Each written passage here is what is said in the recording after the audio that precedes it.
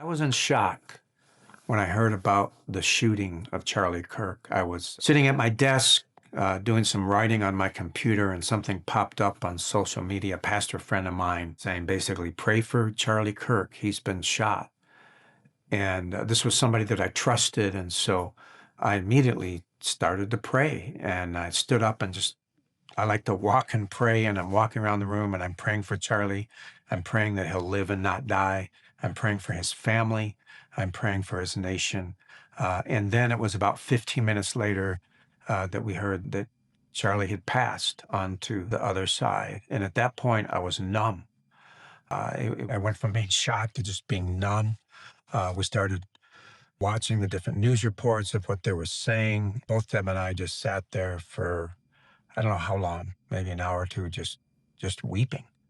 Just I couldn't believe it. I didn't know what to do. I just took the rest of the day off and withdrew, and I just really wanted to curl up in my bed and just withdraw. I wanted to withdraw from this hate-filled world, which in our world, and especially in our nation right now, there's just so much hate. There's so much misunderstanding. I wondered, I asked myself this question as both Deb and I were grieving Charlie, who we really didn't even know. Now, I had followed Charlie for a year or two. I got familiar with him for his reels that would pop up on Facebook. The first couple that I saw, I saw him in the little tent there, prove me wrong on the college campuses. And there would be people that come up on a microphone and make fun of his faith, challenge his Christianity, make fun of the fact that he believed in the Bible. And I just loved his quick wit, his response to those questions. And then he would always have a way to get the individual, not to put them down, but to challenge what they were thinking. And he always had a way to flip it back on them, but he wasn't cruel or mean or disrespectful. And he stayed calm. And I'm just like, there's no way. I've never seen anybody function like this. And so I was just so impressed. Of course, at that time, I didn't realize that he also was very active politically. I began to see those reels as well. So Deb and I loved Charlie Kirk. We respected him. We looked up to him. I think the thing we loved the most was that he was willing to go into the lion's den onto college campuses where, quite frankly, there's just group thinking on our college campuses. Really atheistic worldview is promoted in pretty much every one of our secular universities. But he's willing to go there and challenge that and did it in a calm way. And so just the utmost respect for this guy and his love. You could see the love that he had for the kids, for this generation, and the fact that he himself was quite young. We loved Charlie. We respected him. We admired. We saw the hand of God on him, but we didn't know him. And so here Deb and I are both just weeping for Charlie like we lost a family member. And I asked myself, I said, why am I crying like this? It's just awkward. And it reminded me, it took me back to 2020.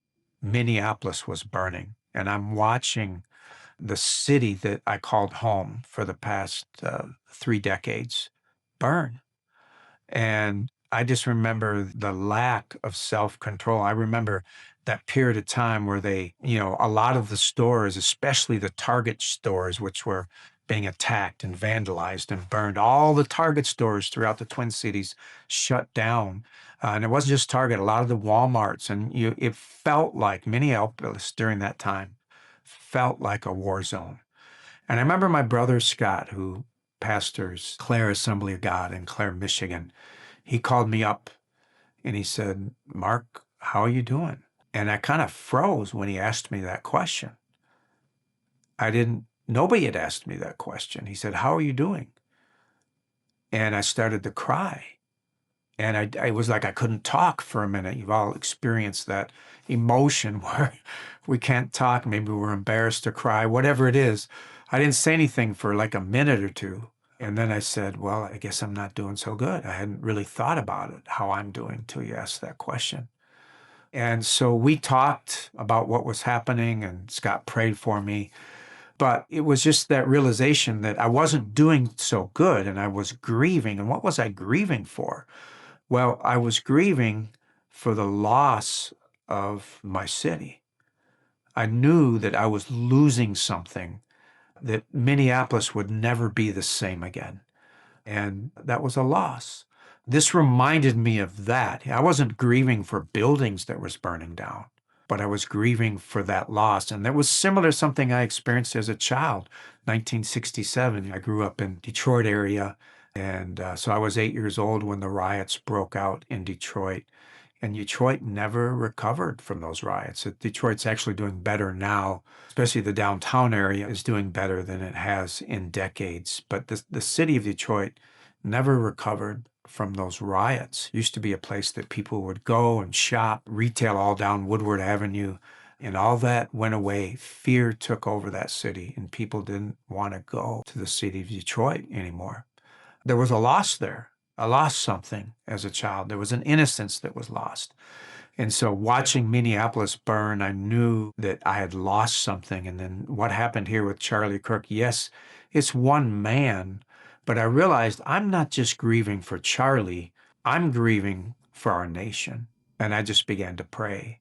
And I just began to weep, and I began to intercede. Prayer of intercession. Intercede means to stand in the gap. I began to intercede for America and for this next generation, and didn't really know still what to do other than to pray. But hope came, interestingly enough, not through another pastor or a believer, but from somebody that didn't believe in God, as he was sharing his memories of Charlie Kirk. And that was Tyrus on the Gutfeld show. He's one of the more regular guests that Gutfeld has on his show.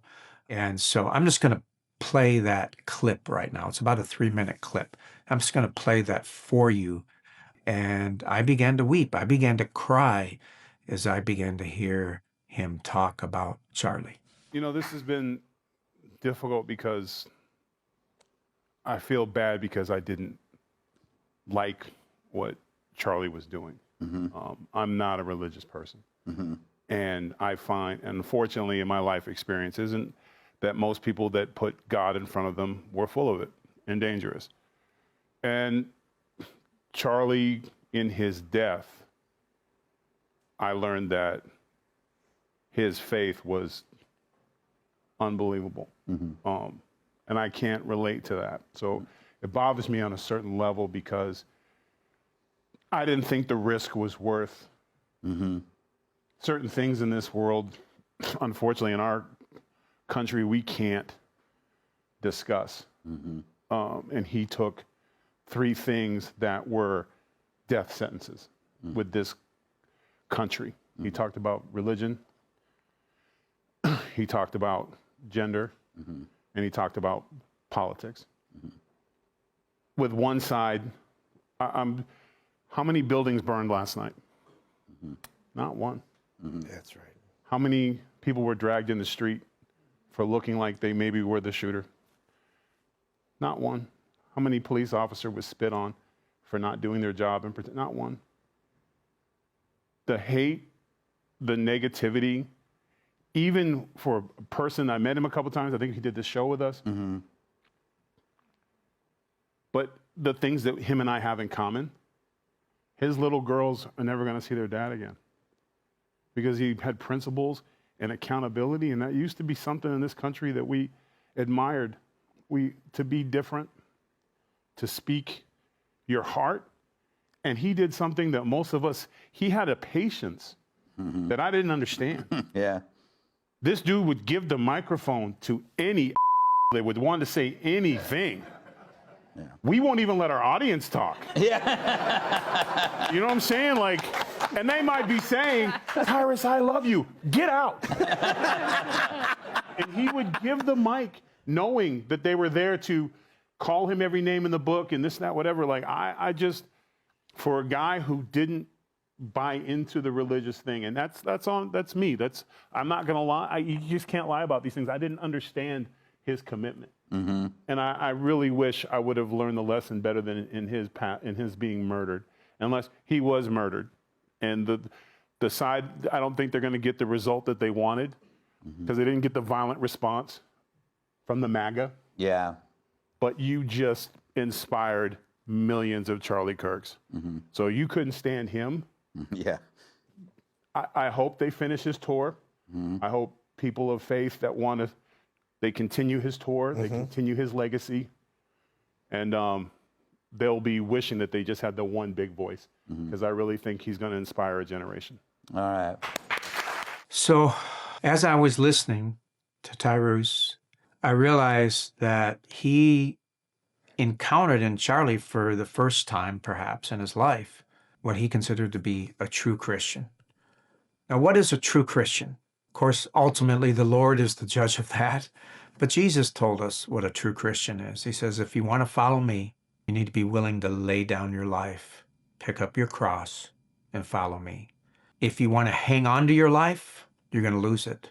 But if you're willing to lay down your life, you will save it. Of course, Christianity was birthed in martyrdom. When you stop and think about it, 11 of the 12 disciples were martyred. They gave their life to Christ. We don't really think about that because in America, anyway, we don't see martyrs. That does happen in other countries around the world. There is, especially Islamic nations, there's Christians that die for their faith with some frequency. But we don't see that in America. We're not familiar with that. Somebody that gave their life for what they believed in. But Charlie did that. And you could see that Tyrus was, he was struggling with that. He couldn't comprehend that. He said it wasn't worth the risk. But as he was talking about Charlie and he was saying like this guy, it was the real deal. This guy, his faith was unbelievable. This wasn't some fake thing. This guy's faith was real. And I don't think there's any better compliment, you know, when he said that. That's what I hope that people say about me, especially unbelievers. What do unbelievers say about you? What do they say about me? There's really only one thing that I care about is that Mark was the real deal. He wasn't perfect, but he was the real deal. He believed in God.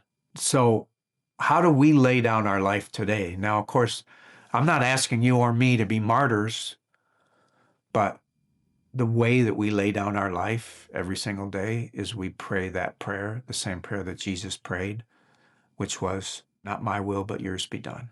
Lay down your self-will, the things that you want to do. Are there things, areas of disobedience in your life where you're not obeying God? Let me just say this, you can be doing good things. There's times in my life where I got excited about some big things, some big visions that I wanted to do. And quite frankly, there's times I heard from God, but there's definitely times that I missed it because I wanted to do this thing and it was exciting and it was big and it was ministry, but it wasn't something the Lord asked me to do. And so I think we've all done that, but we need to pray that prayer every day. Lay down our self-will, not my will, but yours be done. But what Tyrus did is I realized that if he's being impacted by Charlie's sacrifice, think about the kids on the college campuses. And even people that disagreed with Charlie, you know, there's people that hated him, sure. And we see the manifestation of that all over social media. But there's a lot of people that loved him. And even people that disagreed with him respected the fact that he came on the campus and he would listen to their point of view and debate with them. You didn't see anybody else doing that, left or right. You didn't see anybody else coming on the college campuses and handing a microphone to someone that they disagreed with and sit there and listen to them and debate and have an open debate with them. And so even before this assassination, they were saying that with Generation Z, that it's the first generation in decades where they are coming back to church. In other words, the numbers of Generation Z that are coming to church are increasing.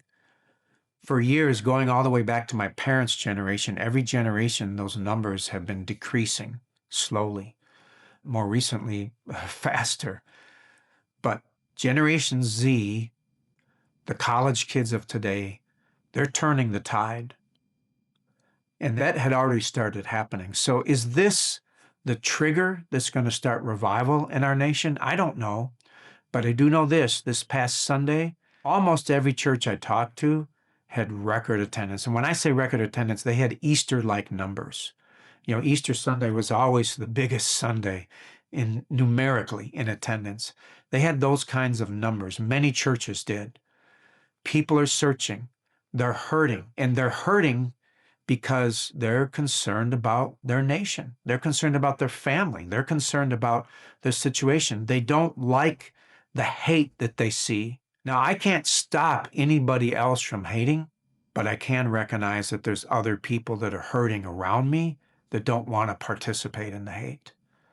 And I can be a bright light for them. Just like Charlie was a bright light, you and I can be a bright light simply by being committed to Christ, by willing to take the risk, by saying things that are truth that maybe perhaps people don't want to hear, by listening, by taking the time to listen to people's concerns, by praying with people. You know, I'm 66. A lot of my peers are retiring. I can't do as much as I did when I was 30 or 40 or 50, but I can do something. And so that's what I'm asking you to do. I'm asking you to, you can't control whether somebody else has hate or not. You can't control whether somebody else is violent or not. As a Christian, we are called to not participate in hate. Jesus even warned us and said, you know what? They hated me. This is what he said to his disciples, and you and I are his disciples.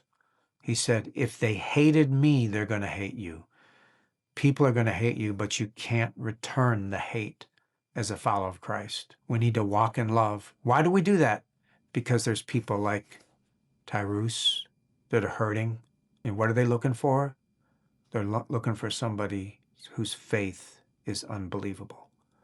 Will you be one of those people that lays down your life for the Lord and for the people that Jesus died for? What do you need to do? I'm asking you to get down on your knees, pray, talk to God, get quiet, listen to him, and do what he says.